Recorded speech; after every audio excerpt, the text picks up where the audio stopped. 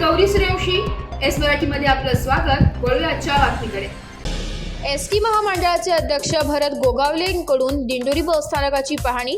महाराष्ट्र राज्य मार्ग परिवहन महामंडळ अध्यक्ष पदाची सूत्रे भरत गोगावले यांनी हाती घेताच दिंडोरी बस स्थानकाला भेट देत प्रवाशांच्या प्रतिक्रिया जाणून घेतल्या।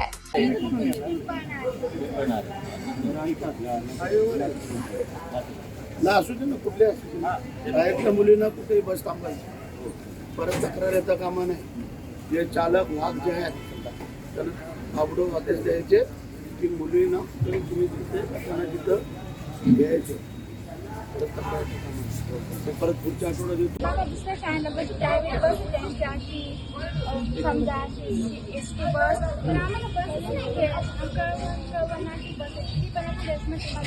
ही बस तुम्हाला नेत नाही?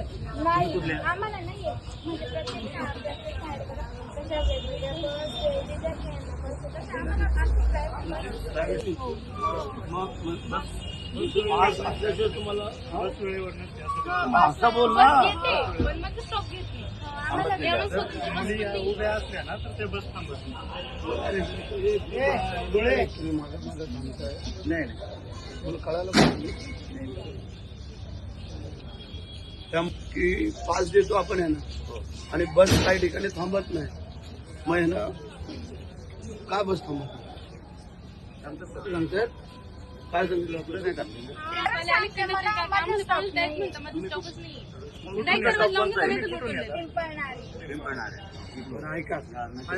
बाहेरच्या मुलींना कुठे पेठ डेपोच्या अंतर्गत असलेले दिंडोरी बस स्थानकाला भरत गोगावले, नितीन देशमुख यांनी अचानक भेट दिली। यावेळी इलेक्ट्रिक बसची पाहणी करून प्रवाशांची विचारपूस केली। महिलांना एसटी प्रवासात अर्धेवाढ दिल्यामुळे महिलांनी समाधान व्यक्त केलंय। यावेळी दिंडोरी तालुक्यातून शाळा, महाविद्यालय, ITIच्या विद्यार्थ्यांनी अक्षदा चौरे, तेजस्विनी खांदवे, गौरी खुर्दळ, ईश्वरी खांदवे, सुनक्षी खांदवे यांनी वेळेवर बस उपलब्ध होत नाही, चालक विद्यार्थ्यांना बघून बस थांबवत नाही अशा समस्यांचा पाढाच वाचलाय। यामुळे आगार प्रमुख SK धुळे यांना सूचना देत जो चालक विद्यार्थ्यांना बसमध्ये घेणार नाही त्याच्यावर कार्यवाही करण्याचे आदेश दिले। तसेच बस स्थानकाची दुरवस्था बघून बस स्थानकाचे काम लवकर मार्गी लावण्याचे आश्वासन दिले। यावेळी माजी नगराध्यक्ष सचिन देशमुख, नगराध्यक्ष सुनीता लहंगे, नगरसेवक रणजित देशमुख, सुजित मुरकुटे, संतोष गांगोडे, संदीप बर्डे, हेमंत पगारे, गुलाब जाधव, पप्पू धोंगडे, ओमराजे, अल्केश साबद्रा, घनश्याम देशमुख, निलेश पाडेकर, गणेश पगार, सुजित जाधव आदींसह उपस्थित होते। एस मराठी न्यूजसाठी तालुका प्रतिनिधी अशोक निकम, दिंडोरी।